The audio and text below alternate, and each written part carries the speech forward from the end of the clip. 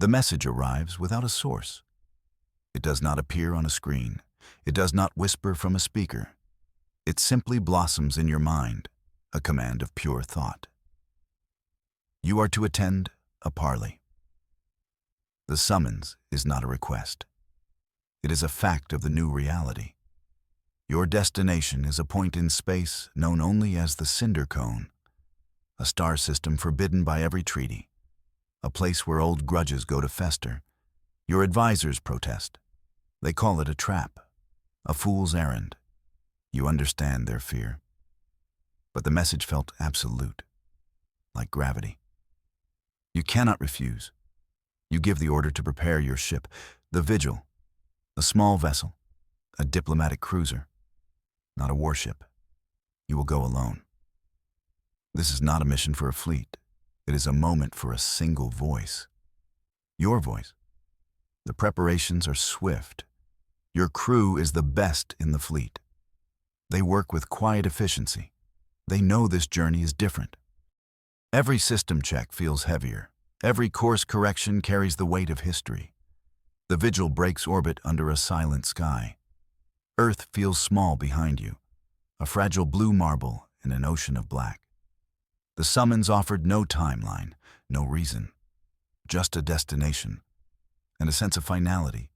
A chapter of the galaxy is about to close, or perhaps a new one is about to be written.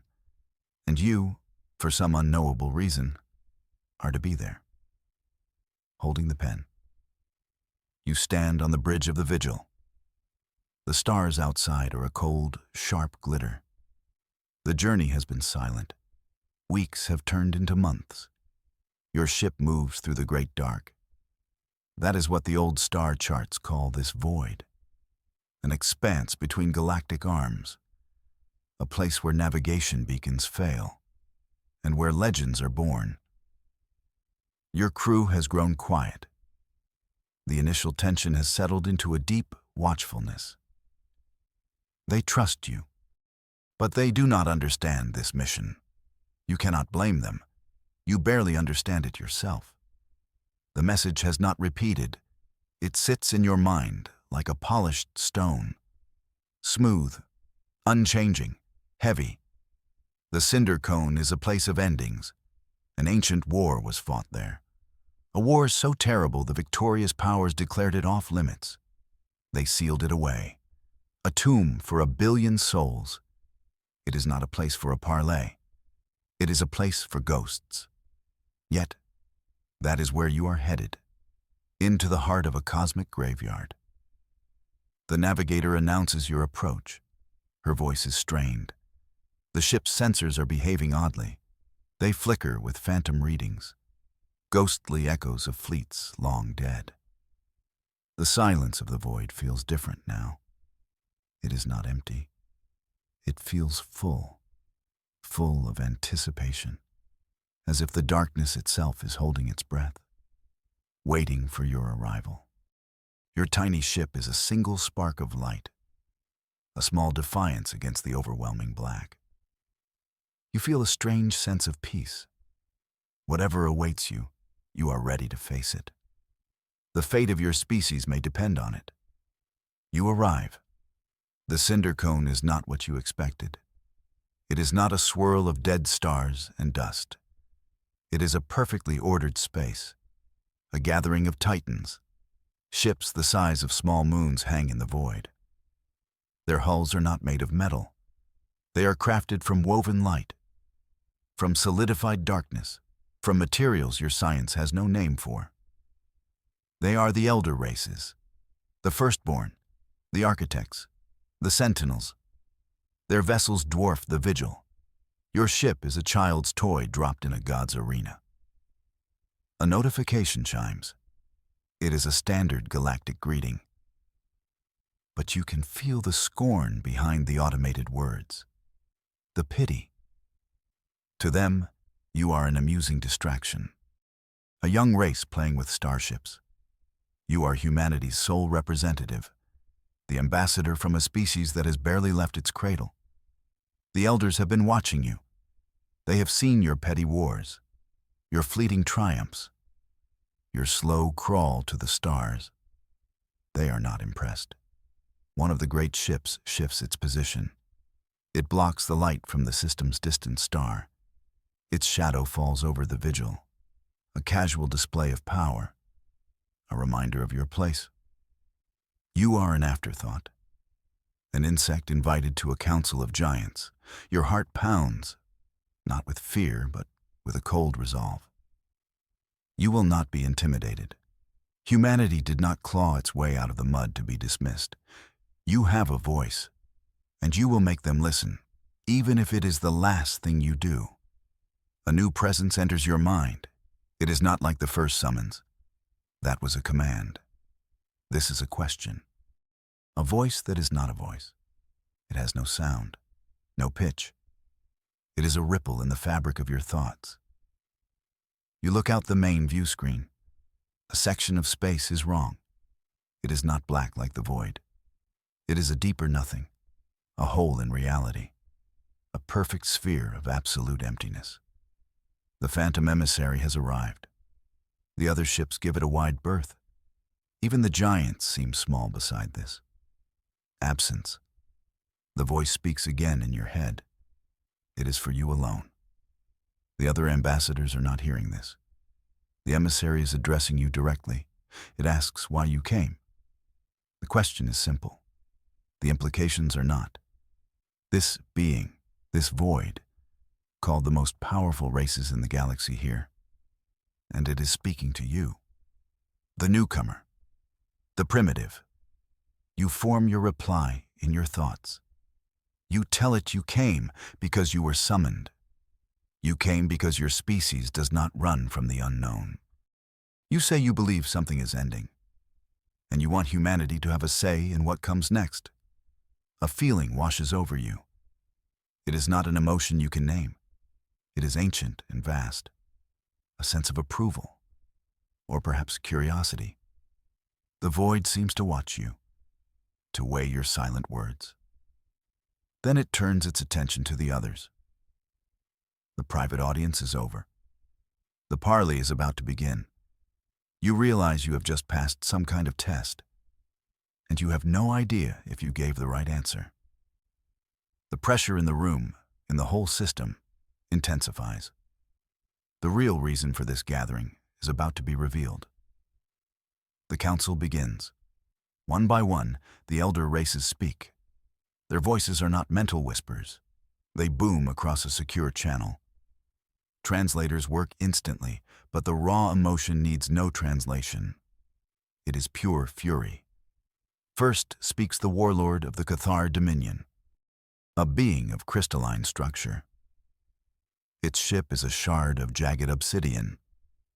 It accuses the luminous theocracy of violating their treaty, of moving a star from a border zone, of stealing its energy for their celestial forges. The accusation hangs in the silence. It sounds like a child's squabble, a dispute over a toy. But you know these races have shattered worlds for less. Next, the matriarch of the Cygnian hive speaks. Her voice is a chorus of a million minds, a buzzing, layered sound that grates on your nerves. She details a grievance against the robotic sentinels. A fleet of their machines sterilized a planet the hive intended to colonize. The sentinels do not deign to reply. Their silence is their answer. They act according to a cold, unyielding logic. They deemed the planet unsuitable for organic life. So they cleansed it. It is a litany of old hatreds, broken promises, stolen technologies. Each power has a reason to despise the others. They have been at a cold war for millennia, a war of sabotage and proxy conflicts. They seem to have forgotten why they even started fighting. The emissary remains silent.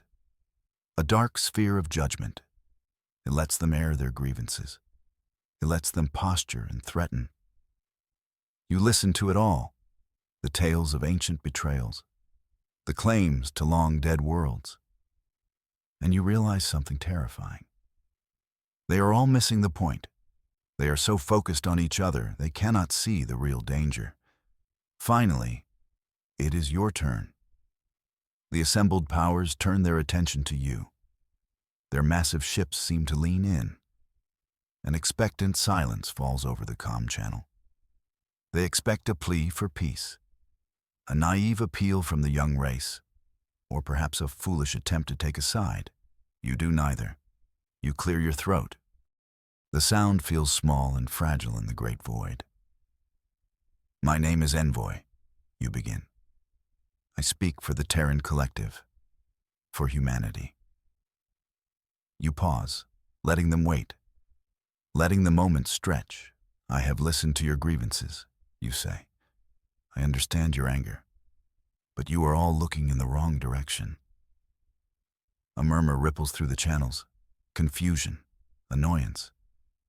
Your maps are wrong, you state plainly. All of them. We are not fighting over stars. We are not fighting over territory. You point to the star at the center of the cinder cone, a dim, dying red dwarf. Look there, you urge them. Not at the star itself. Look at the space around it. You describe what your primitive sensors detected on the long journey here. A subtle distortion, a slight dimming of background radiation, a tiny, almost imperceptible flaw in the weave of space-time. Something is wrong with the light, you say. It's thin, it's weak, as if something is drinking it. The silence that follows is different. It is not expectant. It is disdainful. You have ignored their grand conflict. You have spoken of something they cannot see. You have pointed to a shadow only you noticed. And in doing so, you have sealed your fate. You are either a prophet or a complete and utter fool. A sound echoes across the comms. It starts as a low rumble. It builds into a cascade of noise. It is laughter. The elder races are laughing at you. The Cathar warlord's laugh is like grinding rocks. The Cygnian matriarch's is a high-pitched shriek from a million throats. Even the silent sentinels transmit a data packet that translates as pure derision. The human is a poet. The warlord sneers. It speaks in metaphors of thin light. The matriarch is more direct. No. Your sensors are malfunctioning, little one. Your species can barely see the true spectrum. You mistake sensor ghosts for cosmic truths. Their scorn is a physical force. It presses down on you. They dismiss your warning as superstition, the rambling of a primitive mind that sees monsters in the dark. They call your science crude, your observations a joke, a welcome bit of levity in their serious proceedings. It would be easy to feel shame, to shrink under their collective mockery. But you feel a rising anger, a frustration so deep it burns. They are so old, so powerful, and so unbelievably blind. They are children with godlike weapons, arguing over sandcastles while the tide is coming in. You hold your ground. You do not respond to their taunts. You simply wait. You have said your piece. The truth does not require their belief to be real. Let them laugh. Their amusement will be short-lived. You look towards the silent void of the emissary. The laughter dies down. A new feeling fills the space between ships. A cold, sharp dread. The joke is over. The phantom emissary moves. The sphere of nothingness drifts forward. A silent, absolute authority. The laughter stops instantly. The scorn vanishes, replaced by a sudden, nervous attention. The voice of the emissary speaks again. But this time, it is not just in your head. It echoes in the mind of every being present. The human is correct. Just 4 words. But they land with the force of a supernova.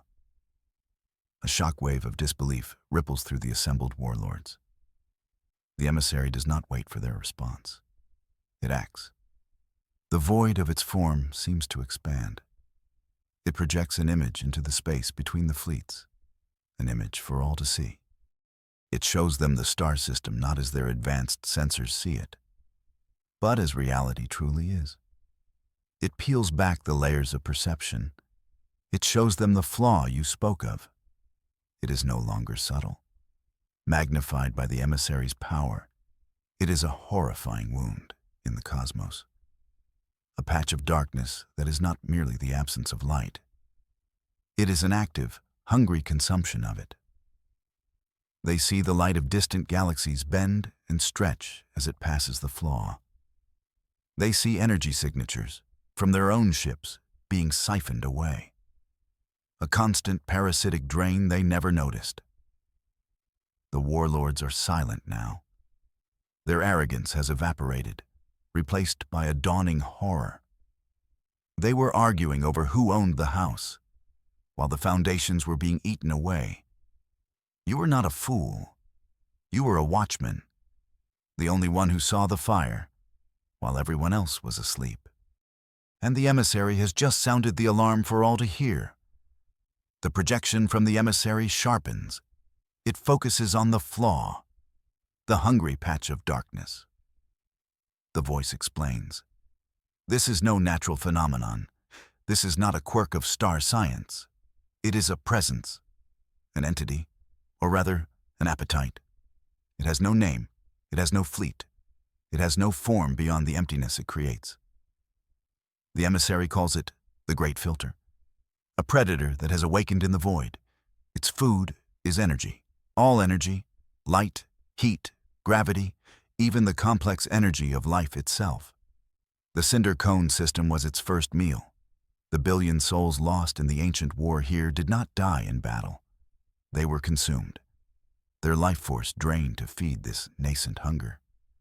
The warlords listen, paralyzed by the revelation. Their millennia-old conflict suddenly seems pathetic, meaningless. They were not fighting each other. They were providing a banquet for their own executioner. The emissary reveals the truth of its own nature. It is not a being of this galaxy. It is a survivor, a refugee from another galaxy that has already been consumed. It came here as a herald, a warning of the doom that follows this hunger. It summoned them here, to this graveyard, to force them to see, to understand the enemy that does not fight with weapons, but with an endless, patient emptiness. The threat is not a rival empire. It is a law of physics that has gained sentience and malice. You cannot declare war on entropy. You cannot negotiate with a void. The greatest powers in the galaxy are facing an enemy they cannot comprehend, and it is growing stronger with every passing moment. Panic erupts. The stoic facades of the elder races crack. The Cathar warlord is the first to act. His voice booms across the comms, filled with rage and fear. This abomination must be purged. We will sterilize this entire sector. His ship, the Obsidian Shard, begins to glow. Power builds in its core. A weapon that can crack a planet's crust is being aimed at the flaw. The Cygnian matriarch screams her agreement. Her living ships, a swarm of iridescent beetles, form a battle cluster. They channel the combined bioenergy of trillions of organisms into a single, focused beam. The Sentinels, without a word, reconfigure their fleet. Their ships link together, forming a vast geometric lens. They intend to focus the light of the central star into a lance of pure energy. It is a display of power unlike anything the galaxy has ever seen. The combined might of 1,000 suns being unleashed at once. They do not consult the emissary. They do not consult you. They react with the only tool they have ever known, overwhelming force. The beams of energy converge. A torrent of raw power slams into the patch of darkness. The void shimmers. It ripples. For a moment, you think it might be working. And then, the horror becomes absolute. The darkness does not shrink. It does not dissipate. It expands. It swells like a leech on a fresh wound. The torrent of energy is not destroying it. It is feeding it. The laughter you hear this time is your own. A bitter, humorless sound. They just served the monster an all-you-can-eat buffet. The flaw grows visibly larger. Stronger, hungrier. Their ultimate weapons, their pride and joy, have only made the enemy more powerful. Their failure is total and terrifyingly complete. A profound silence follows the failure. Despair hangs heavy in the void. The elder races have spent their greatest power, and they have achieved nothing but to worsen their doom. Their ships drift, impotent. Their warlords are speechless. All their ancient wisdom, all their technological might, it all amounts to nothing. The emissary turns its attention back to you. The mental voice is calm, but you can feel the weight of its expectation. They have failed, it says in your mind. Their logic is exhausted. What is your proposal, human? The masters of the galaxy turn their sensors toward your small ship. The Cathar, the Cygnian, the Sentinels. They are no longer scornful. They are desperate. They are looking to the primitive, the child race, the one they laughed at, because you were the only one who saw the truth. And now, you are their only hope. An idea forms in your mind. It is not a grand strategy. It is not based on superior firepower.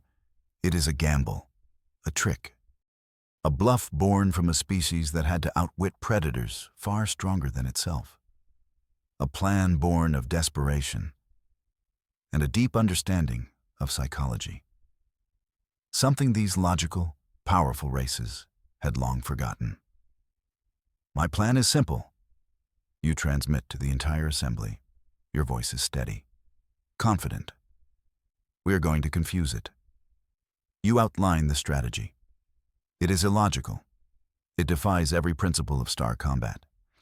It involves misdirection, feints, and a final move so counterintuitive it sounds like suicide. It is a plan that could only come from a human mind. Unpredictable.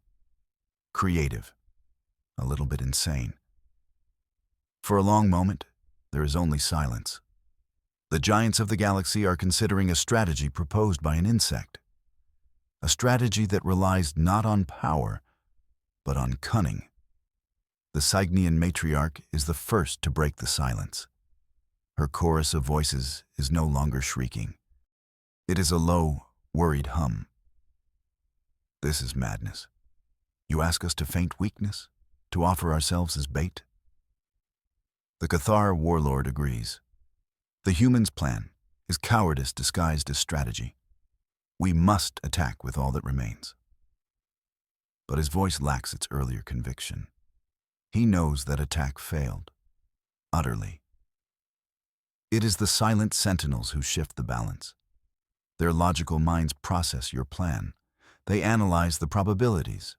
Their conclusion is stark. Standard offensive tactics have a 0% chance of success. Their synthesized voice announces. The humans' proposed strategy has a non-zero chance.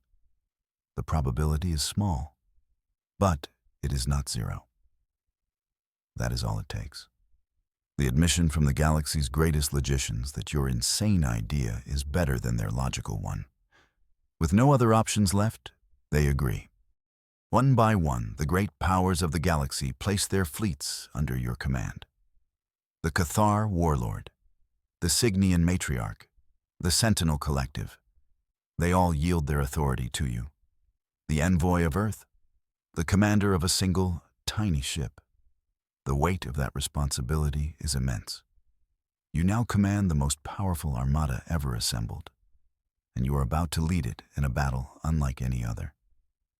The fate of everything, every star, every world, every life, rests on your gamble. The galaxy holds its breath and waits for the human to make the first move. You give the command.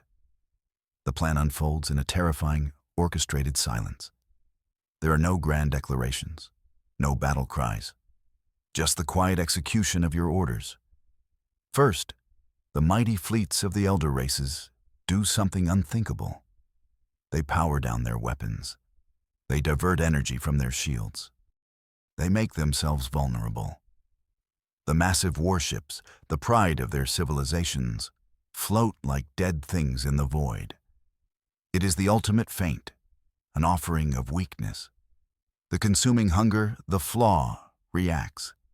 It senses the sudden surge of available, unprotected energy. It stops its slow expansion. It hesitates. For the first time, it seems to display something other than pure appetite. Confusion. The predator is puzzled by the behavior of its prey. This is not how the powerful are supposed to act. They are supposed to fight, to struggle, to release vast amounts of energy in their death throes. But this silent offering, this is wrong. This is not logical. Then you execute the second phase. You order the entire armada to turn, not towards the enemy, but away from it. In unison, the great fleets begin a slow, deliberate retreat. They move as one away from the cinder cone, away from the flaw. It is an act of supreme galactic cowardice, a complete surrender. The hunger follows. It detaches from the dying star it was consuming. It moves to pursue the retreating fleet, a wave of pure nothingness, drawn by the promise of an easy meal. It is exactly as you predicted. You have turned its own greed against it, luring it away from its anchor, into open, empty space. The final phase is about to begin. Everything depends on these next few moments. The flaw is now fully committed, a vast, moving blot of emptiness in the void. It has left the cinder cone far behind, drawn into your trap. It is focused entirely on the retreating armada, on the feast it expects. Now you give the final command. The command that made the elder races call you insane. You are not on the vigil. You transferred your command signature moments ago. You are aboard the Cathar warlord's flagship, a ship with a very specific, very unique weapon, a weapon they never thought to use. Fire, you say. And the Cathar ship does not fire a lance of energy. It does not launch a missile. It projects a bubble of folded space, a localized, temporary wormhole. The target is not the enemy. The target is the star at the center of the cinder cone system, the dying red dwarf. The gambit works. The wormhole opens. The star's gravity well, ancient and immense, is suddenly connected to the space directly behind the pursuing flaw. The flaw is caught between two massive gravitational forces, the retreating fleet in front of it, and a star's entire mass appearing behind it. The enemy is a being of pure physics, a creature of cosmic law, and you have just presented it with a paradox, a situation that cannot exist. The laws of the universe scream in protest. For an instant, the flaw freezes, confused, shattered by the impossible logic. The emissary's voice echoes in your mind, a single, illuminating sentence. It preys on order. That is why I chose you. Your species is the only one chaotic enough to break the pattern. The flaw, the great hunger, implodes, torn apart by the paradox you created. The emptiness consumes itself. And then there is only silence and the clean, beautiful light of the stars. You return to the gathering point, but it is not a parley of warlords anymore. It is a council of survivors. The great ships of the elder races drift silently. Their weapons are powered down. Their arrogance is gone, replaced by something you have never seen from them before: awe.